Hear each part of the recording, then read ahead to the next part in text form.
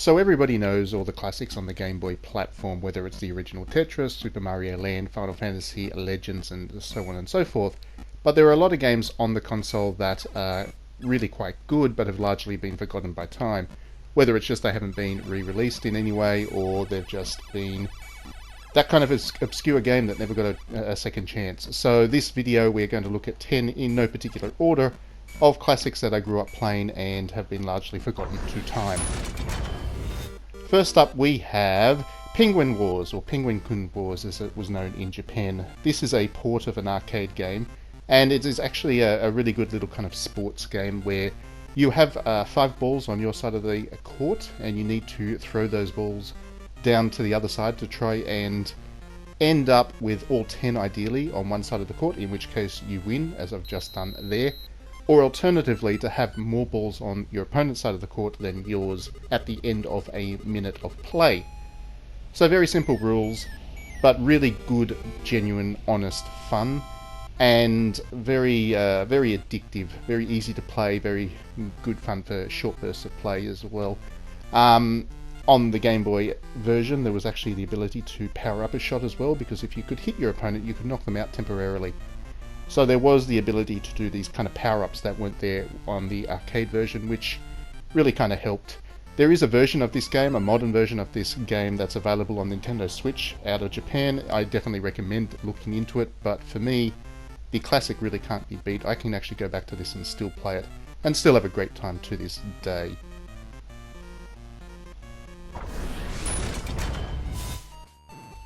Okay, so next up we have Castlevania The Adventure, which is a pretty much universally disliked game actually.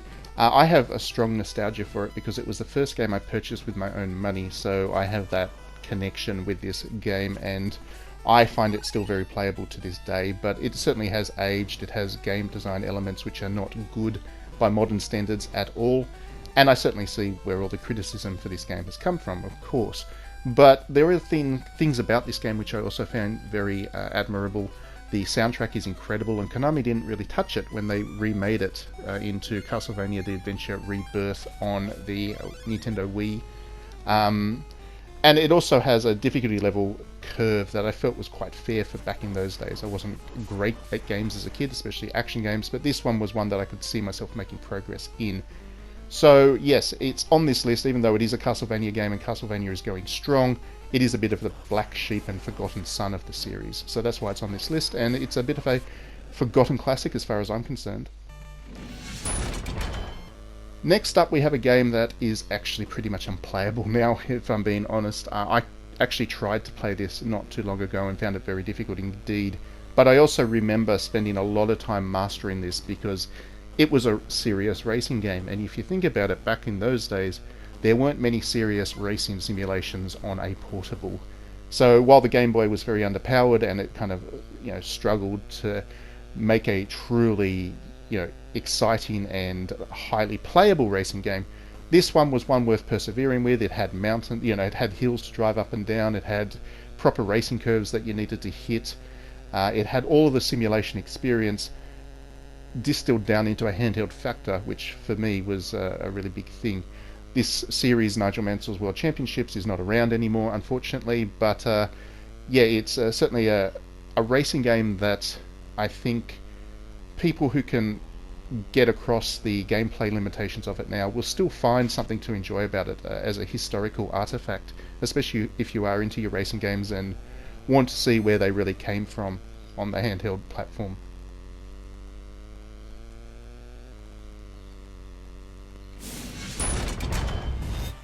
Next up we have Teenage Mutant Ninja Turtles. This is another Konami game. There's actually a few Konami games in my little list. This one I spent a lot of time playing as well. There were 3 Turtles games that Konami released, and they are kind of basic side-scrolling brawlers, and this one was probably my favourite. I think from memory this is the second one. I'll have to double check that, but it has some nice gameplay variations. So you see I'm on a skateboard here. You're about to see just a regular level here. You go into the sewers, you fight all the famous Teenage Mutant Ninja Turtles enemies. You get to control all 4 turtles, and I was big into turtles back in those days, so I really love this. I love the arcade Turtles game as well, but being able to have this on my handheld while I was, I didn't have access to an arcade to play the actual game, the actual arcade game. This was a really nice, well-playing and well-meaning game, I feel. There were a lot of licensed titles which were not very good at all on the Game Boy, but this one I feel like offered something that fans of the series could still enjoy. And it also has some pretty nice animation, and a lot of the Teenage Mutant Ninja Turtles attitude is in there. So it certainly felt like an authentic Turtles game as well, which, again, with the Game Boy, there were limitations which meant these things actually mattered. Next up we have Kung Fu, starring Bruce Lee. I think that's the name of it. You may remember on the arcades and on the NES there was a game called Kung Fu, in which enemies just charged straight at you, and if they ran into you, they'd do damage to you. It was a platformer in a sense, but it was really more just about side-scrolling and timing your attacks so that you hit the enemies at just the right moment so they didn't get a chance to do damage to you. This was a game that was basically a cover of that experience, but with the Bruce Lee license in there. And it was quite good, I felt. This is another game that I struggle to play today. I remember playing it a lot as a kid until I could beat it. It wasn't too long to beat, but the difficulty level of this one was actually quite high because the timing was really exact, especially when the bosses were involved. But yeah, it's a good kind of old style brawler that we don't really see anymore, this kind of experience.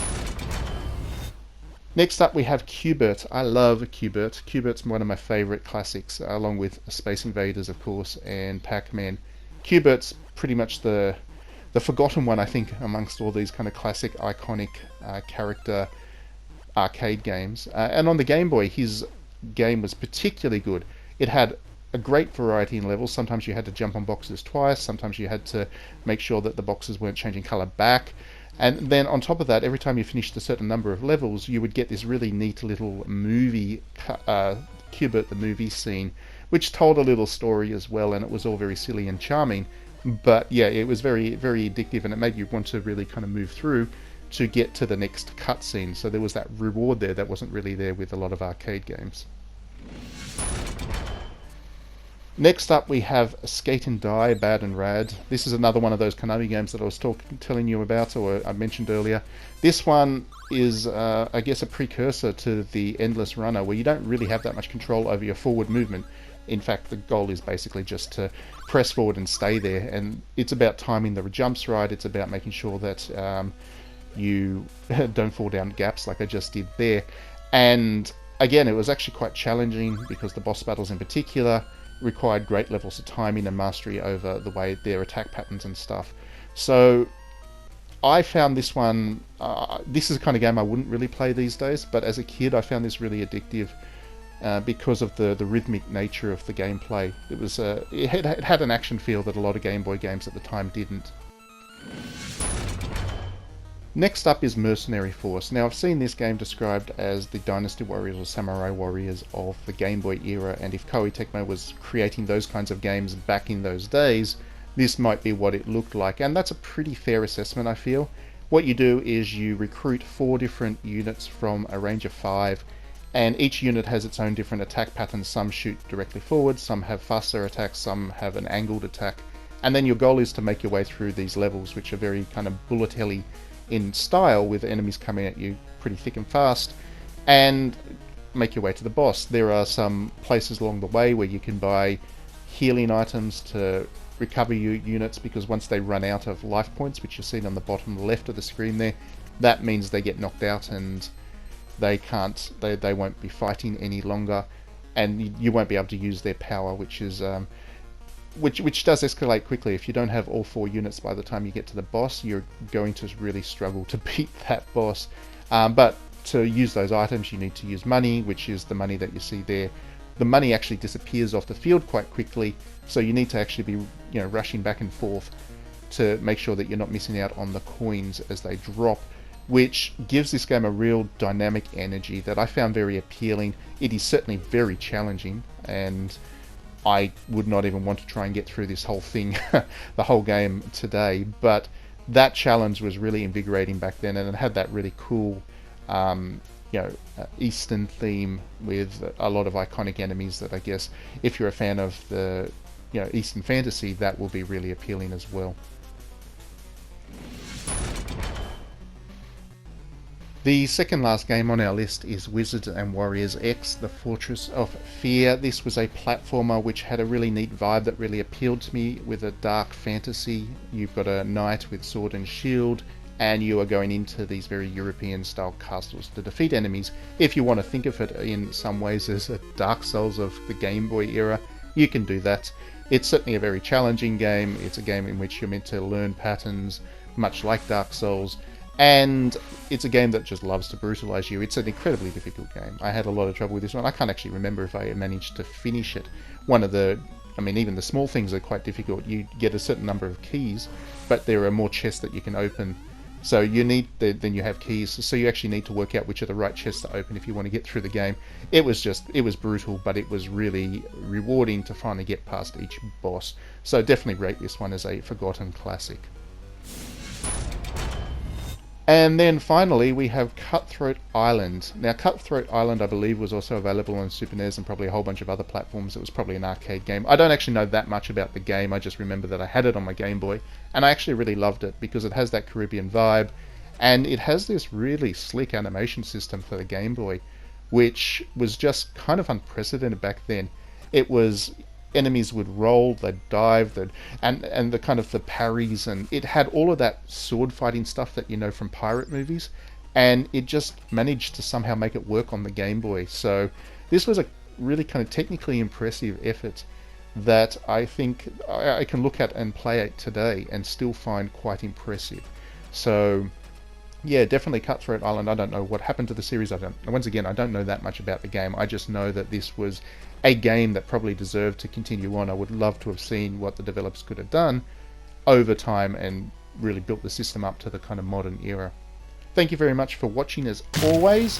Thank you for this. I hope this video was enjoyable. We will see you at the next one. Please do like and subscribe if you enjoy my videos, and also please do consider backing me on Patreon. We'll see you next time.